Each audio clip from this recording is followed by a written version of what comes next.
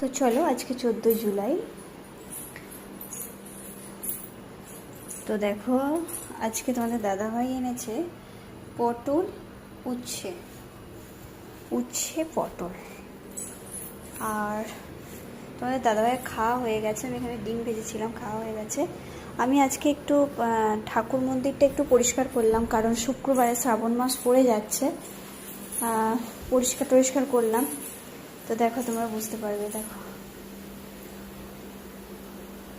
বুঝতে পারছো, মানে সব কিছু নিট অ্যান্ড ক্লিন, এসব টুলগুলো সব ধোয়া করা, মানে ঠাকুর সব মোছা, সিংহাসনটাই করে ফেলেছি, ঠিক আছে, সাবান টাবান দিয়ে সিংহাসন ধুয়ে ফেলেছি।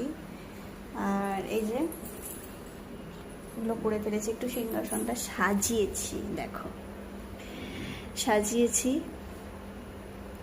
এই দেখো আমি ভাবছি, তোমরাও বলো, দেখো কত সুন্দর লাগছে।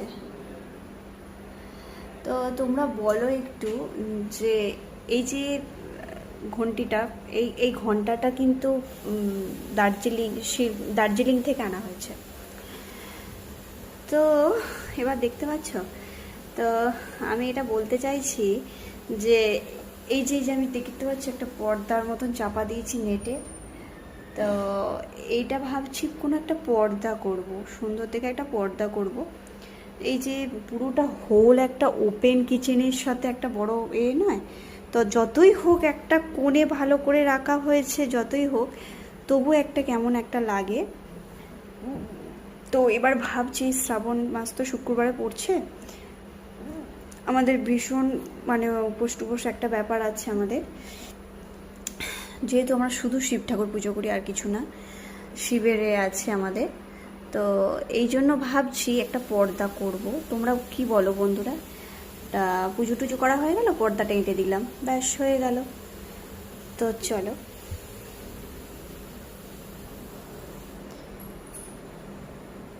মানে এটা একটা নেটের মানে পর্দা দিয়েছে, দেখতে পাচ্ছ, নেটের পর্দা দিয়ে ঘিরে দিয়েছি, নেটের পর্দা দিয়ে ঘিরে দিয়েছি। দেখছি তাহলে পর্দাটা তাহলে করে নেব। তো চলো দেখি এবার কি রান্নাটা হয়েছে দেখি। সেই 10টা 10:30 থেকে মানে ঠাকুরতলাটা পরিষ্কার করতে করতে হয়ে গেছে। তো ও তো খেয়ে নিয়েছে তোমাদের দাদাভাই, আমার জন্য একটু পড়ে আছে ডাল, আলু ভাতে মাছ ভাজা, ভাত। ঠিক আছে বন্ধুরা, তো এইটাই এখন আমি খেয়ে নিই। খুব খিদে পেয়েছে, কিছু খাওয়া হয় না, একটু পাউরুটি খেয়েছি।